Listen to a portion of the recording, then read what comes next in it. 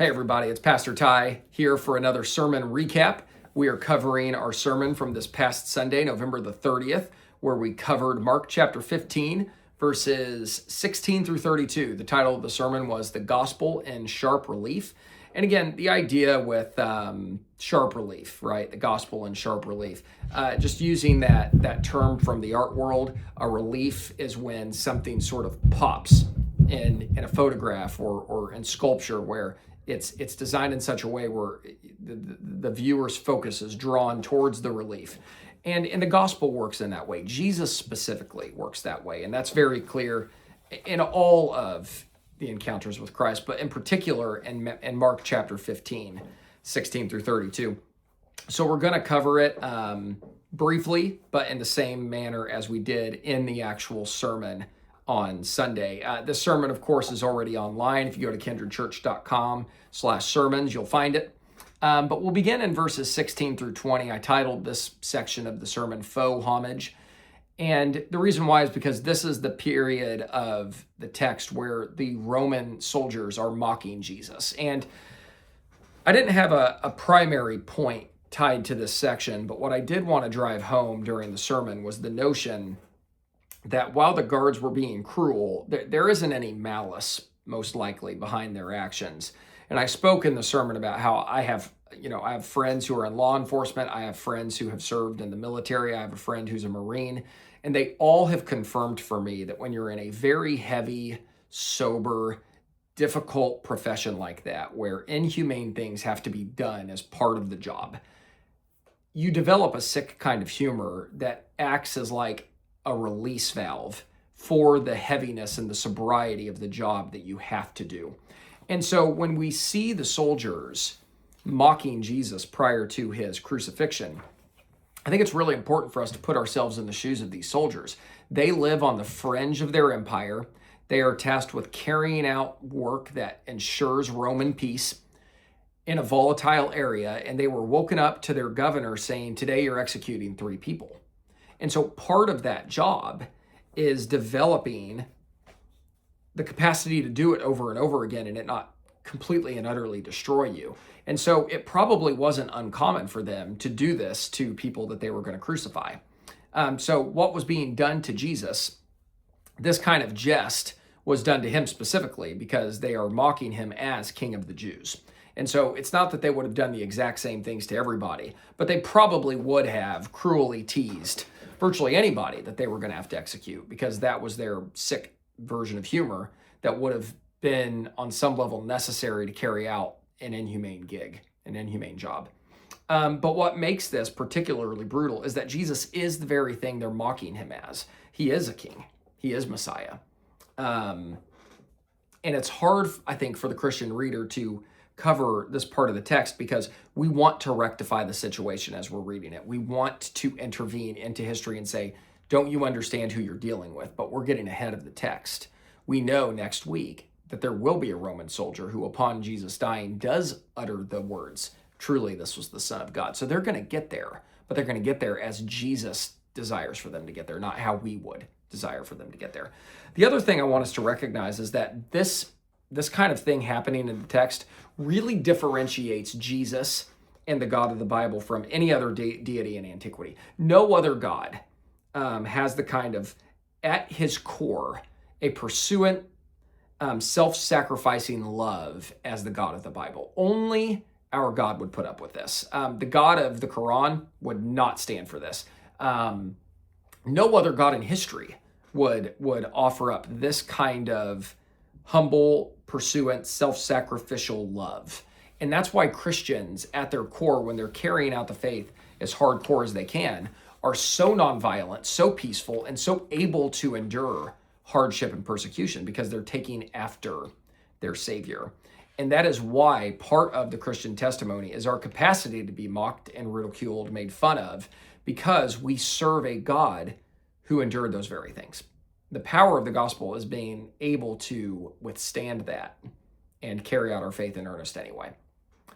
Now, the next section of the sermon covered just one verse, verse 21, and that was titled Generation 0 and Generation 1. Because in pulling Simon of Cyrene off the side of the road, Generation 0, that's Jesus, encounters another individual that will make up Generation 1. Along with the apostles, we have now Simon of Cyrene. And we're told that Simon of Cyrene is tasked with carrying Jesus' cross. And you'll notice that the gospel writer Mark name drops. He says, Simon of Cyrene, father of Alexander and Rufus. And it's interesting that Mark does this, because I asked this on Sunday to the congregants, but no one knows who Alexander and Rufus is today, but they did.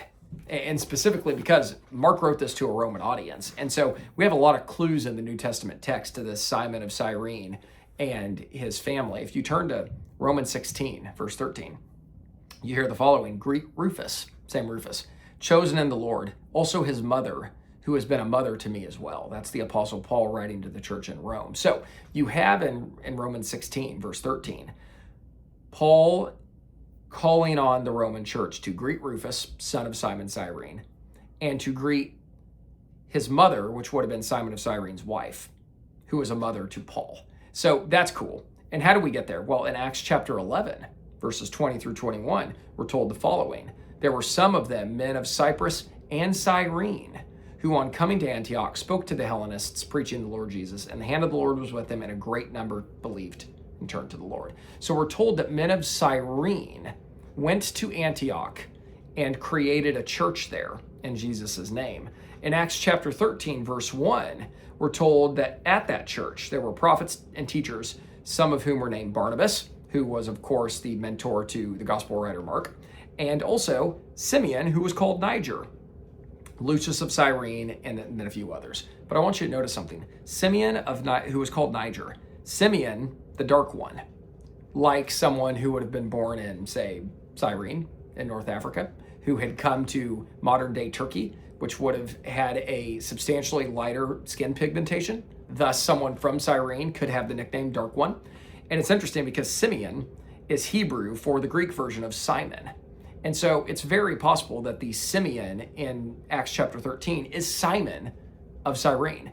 And so this encounter that Simon of Cyrene had with Jesus changed his life completely and utterly forever. And so my main point on Sunday was one encounter can alter a person's entire eternal existence. And case study number one for that is Simon of Cyrene.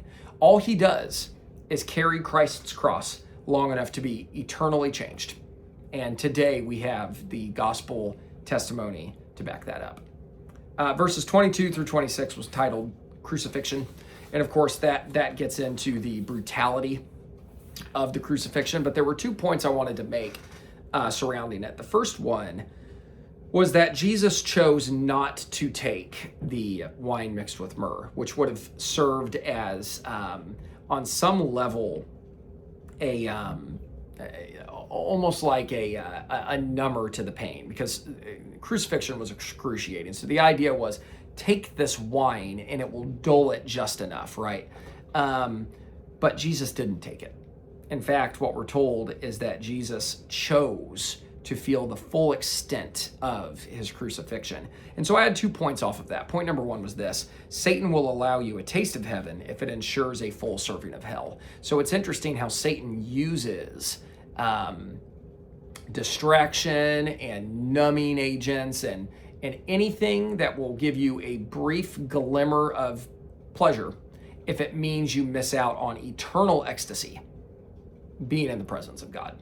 And so I think we as Christians really got to look out for this. Where is Satan trying to give us a dollop of pleasure, a dollop of paradise, in exchange for not receiving the full thing in the hereafter? And then, of course, off of that is this notion that the Christian, like Christ, is content not to dodge or dampen imminent suffering if it can be used to amplify the gospel. So we have to identify where we would numb our lives, where we would dull ourselves, and in so doing, reduce our capacity to share the gospel. Sometimes suffering is the megaphone by which we can convey the hope we have in Jesus. And if we dull that, then we aren't in sharp relief the way Jesus was in the text today. And then finally, I want us to make very clear note of the fact that everybody that is surrounding the cross while Jesus is being crucified is calling for him to come down. And we've got to ask ourselves why. Why is everyone so dead set on Jesus coming down from the cross? And the simple fact of the matter is they want Jesus to come down off the cross because whether they realize it or not, they're carrying out the desires and the will of Satan. And Satan knows Jesus has to come down from the cross, because if Jesus remains on the cross, then he will have paid for the sins of the world, and all of his work and all of his undoings will be brought back in within reconciliation to God, and he does not want that. The Passion of the Christ does a beautiful job of this, where after Jesus breathes his last, the camera pans down into hell, and we see Satan fall to his knees and cry out in agony because he knows he's lost. And so my final point on Sunday was the love of God is revealed not in Jesus coming down from the cross, but that for our sake, he voluntarily remained on it. And so that's the core of the gospel, that Jesus' love for you and for others is shown by the fact that he insisted that he feel the full price of our deliverance and that he endure it to the full for our sake. There's no better gospel than that. And so the least we can do as his followers is to carry out our faithful gospel life as much as we can like him, knowing of course that it's going to be nothing like the full measure he received, but that we have our example in Jesus. So that's all for the sermon recap. Come back on Thursday and we'll look ahead to our sermon preview, where we will see ourselves examining the final verses of Mark chapter 15. Until then, God bless you, and we'll see you again soon.